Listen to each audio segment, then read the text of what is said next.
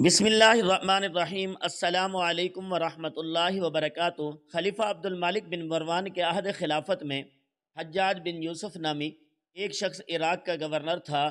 آپ اسے محمد بن قاسم کے چاچا یاسر کی نسبت سے بھی جانتے تھے، اور ایک ظالم و جابر حکمران کے حوالے سے بھی یہی وہ شخص تھا جس نے حضرت عبداللہ بن زبیر کو بے دردی سے قتل کرنے کے بعد ان کی لاش کو 3 دن تک سولی پر لٹکائے رکھا، جبکہ اسی جنگ میں حجاج بن یوسف نے خانہ کعبہ پر سنگ باری کی اور عمارت کو نقصان پہنچایا۔ اس کے علاوہ ہزاروں معصوم لوگوں کو سخت سزائیں دی، اور صحابہ اکرام رضوان اللہ تعالی علیہم اجمعین کی بے حرمتی کرنا اس کے سنگین جرائم میں شامل ہے۔ حجاج کی موت کے بعد جب وہ قیدیوں کو شمار کیا گیا تو ان میں 1,20,000 مرد اور 20,000 عورتیں تھیں، اور ان میں 4,000 ایسی عورتیں تھیں جن کے جسم پر لباس نہیں تھا، اور یہ قیدی ایک ہی چار دیواری میں قید تھی۔ قید خانے کی چھت نہیں تھی۔ جب کوئی قیدی گرمی سے بچنے کے لیے اپنے ہاتھوں سے اپنے چہرے کا سایہ بناتا تو زندان کے سپاہی ان کو پتھر مارتے تھے، اور انہیں جو کی روٹی میں ریت ملا کر کھانا دیا جاتا تھا، اور پینے کے لیے انہیں کڑوا پانی دیا جاتا تھا۔ حجاج بے گناہ افراد اور بالخصوص سادات کے خون بہانے کو اعزاز سمجھتا تھا۔ ایک مرتبہ اس ملعون نے روزہ رکھنا چاہا تو نوکروں کو حکم دیا گیا کہ اس کے لیے اس کے من پسند سحری اور افطاری کا انتظام کیا جائے۔ چنانچہ اشارہ فہم نوکروں نے اس کے لیے ایسی روٹیاں تیار کی جنہیں سادات کے خون سے گوندا گیا تھا۔ اس روٹی سے سحری اور افطاری کی ملعون کو ہمیشہ اس بات کا دکھ رہتا تھا کہ وہ کربلا میں موجود نہ تھا، ورنہ وہ شمر سے بھی بڑھ کر ظلم کرتا۔ حجاج نے کوفی بصرے کے دوران شہر کے وسط میں بنیاد رکھی، جہاں وہ 9 ماہ سے زیادہ قیام نہ کر سکا اور 53 سال کی عمر میں انتقال کر گیا۔ کہتے ہیں کہ حجاج کو عرضہ عقلہ لاحق ہو گیا تھا، اس کے جسم کے اندر نمایاں ہو گئے تھے۔ ایک طبیب کو بلایا گیا تو اس نے گوشت کا ایک ٹکڑا ریشم کی رسی کے ساتھ باندھا اور حجاج کو کہا وہ اس گوشت کے ٹکڑے کو نگلے۔ حجاج نے گوشت کا ٹکڑا نگلا اور کچھ دیر بعد ریشم کی ڈوری سے اس ٹکڑے کو کھینچا تو اس ٹکڑے پر بہت سے کیڑے چمٹے ہوئے تھے۔ اللہ تعالیٰ نے حجاج کے جسم پر سردی کو مسلط کر دیا تھا، اور اس کے اطراف میں دن رات کوئلوں کی انگیٹھیاں جلائی جاتی تھی، لیکن پھر بھی سردی سے چلاتا رہتا تھا۔ اس نے حسن بصری سے اپنے درد و عالم کی شکایت کی تو انہوں نے کہا میں نے تجھے بے گناہ افراد اور بالخصوص سادات کے قتل سے بارہا منع کیا تھا، لیکن تو باز نہ آیا، آج تو اسی کا خمیازہ بھگت رہا ہے۔ حجاج نے کہا میں خدا سے یہ دعا نہیں کرتا کہ وہ مجھے دوزخ سے آزاد فرمائے، بس میری اتنی سی دعا ہے جلدی سے میری روح قبض کر لے تاکہ میں دنیا کے درد و علم سے چھٹکارا حاصل کر سکوں۔ قاضی نور اللہ شتری مجاہد کہتے ہیں موت کے وقت حجاج رونے لگا۔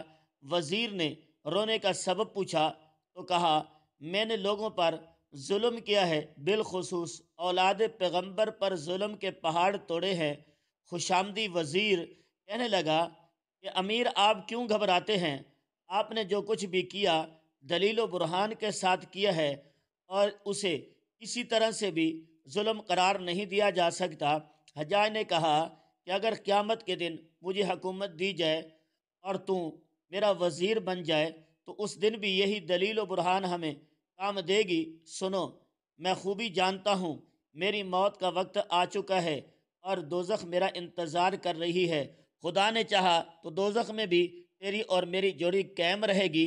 حجاج نامی اس شخص کے کرتوت جس قدر سیاہ تھے، اسی طرح اس کی موت بھی نہایت ہی عبرت ناک تھی۔ موت کے وقت اس کے جسم میں کیڑے پڑ گئے تھے جو اسے ایک پل چین نہ لینے دیتے تھے۔ اس کے ساتھ ساتھ اس کے جسم پر شدید سردی مسلط کر دی گئی تھی۔ کئی انگیٹھیاں حجاج کے جسم سے ایسے مسک کر کے رکھ دی جاتی تھی کہ اس کی جلد جلس جاتی، لیکن سردی ختم نہ ہوتی تھی۔ یہ تو تھی موت کی سختیاں، لیکن حجاج کی زندگی میں ایک واقعہ ایسا بھی ہوا جس نے اسے غرور اور تکبر کے پتلے کو زمین پر دے مارا، اور اس زمانے میں نعمان نامی شخص کی ایک انتہائی خوبصورت لڑکی تھی۔ اس لڑکی کا نام ہندہ تھا۔ دوستو، وہ ہندہ نہیں جو سید الشہداء حضرت حمزہ رضی اللہ تعالیٰ عنہ کی شہادت اور آپ کے جسم مبارک کے بے حرمتی میں گرفتار رہی۔ یہاں جس ہندہ کی بات ہو رہی ہے وہ ایک غریب لڑکی تھی، لیکن اپنے حسن و جمال میں بے مثال تھی۔ کہا جاتا ہے پورے ملک عرب میں اس کی جیسی خوبصورت کوئی نہ تھی۔ حجاج نے جب اس لڑکی کی شہرت سنی تو اس کے دل میں اس کے دیکھنے کا اشتیاق پیدا ہوا، تو اس نے اپنے کرندوں کی مدد سے ملاقات کی صورت پیدا کر لی۔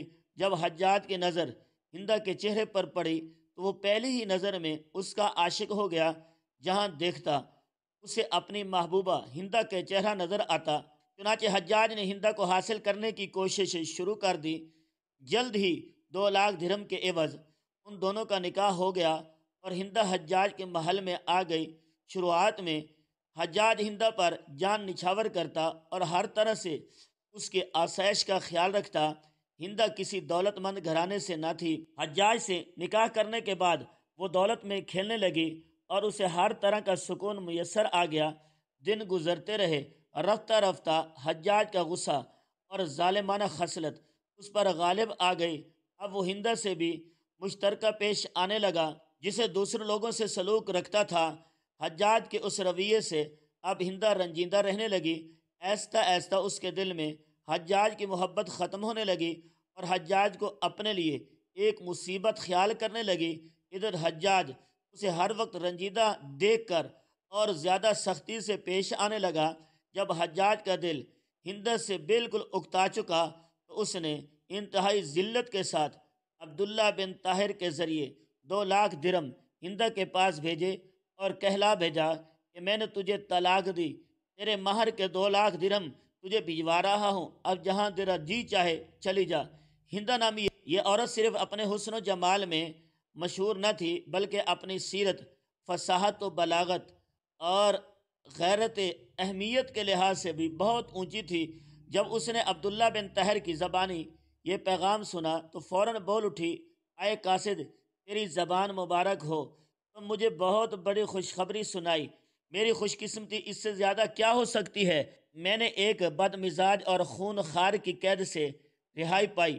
یہ 2 لاکھ درہم جو اس نے میرے لیے بھیجے ہیں، اس خوشخبری سنانے کے عوض میں تجھے بخشتی ہوں، یہ میری طرف سے تیرا انعام ہے۔ طلاق سے گھر چلی گئی۔ قسمت کا کرنا ایسا ہوا کہ کچھ دن بعد خلیفہ عبد الملک بن مروان اس سے نکاح کا پیغام بھیجا، جس پر ہندہ نے انکار کر دیا۔ جب خلیفہ کی طرف سے زیادہ اقرار ہونے لگا تو بلا آخر وہ رضامند ہو گئی، لیکن ساتھ میں ایک شرط بھی پیش کی کہ ہمارا نکاح اس صورت میں ہو سکتا ہے جب میں اپنے مکان میں جس محل میں رہوں گی آپ کے محل تک آؤں گی اس کا سارا، لیکن ساتھ میں ایک شرط بھی پیش کروں گی کہ ہمارا نکاح اس صورت میں ہو سکتا ہے جب میں اپنے مکان میں جس محل میں جس سواری پر سوار ہو کر آپ کے محل تک آؤں اس کا سارا ساز سامان حجاج بن یوسف ہوگا۔ جو شخص اس کی اونٹ کی رسی پکڑ کر چلتا ہے اسے ساروان کہا جاتا ہے۔ خلیفہ نے یہ شرط قبول کر لی اور اسی خط کی پچھلی جانب لکھ بھیجا کہ حجاج علاقے میں کوفہ کے اس حکم کی تعمیل کرے۔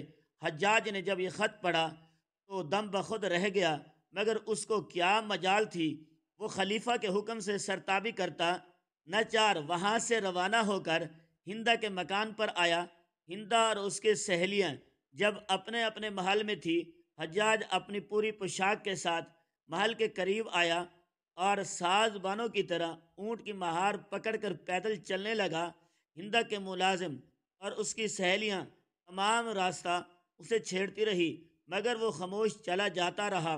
جب شاہی محل قریب آیا تو ہندہ نے اپنی سواری پر سے ایک سونے کا سکہ قصداً پھینک دیا۔ ساتھ ہی حجاج کو آواز دی، اے ساربان، ہمارا ایک چاندی کا سکہ زمین پر گر گیا ہے، اسے اٹھا دو۔ حجاج نے مہار روک لی اور سکہ اٹھایا تو وہ چاندی کا نہیں بلکہ سونے کا تھا۔ بولا، حضور، یہاں چاندی نہیں بلکہ سونے کا سکہ ہے۔ ہندہ نے اس کے ہاتھ سے وہ سکہ لیا اور اپنے سہیلی سے کہنے لگی، یہ میری قسمت ہے کہ میرے ہاتھ سے چاندی کا سکہ گرا، لیکن بعد میں وہی سکہ سونے کا بن گیا۔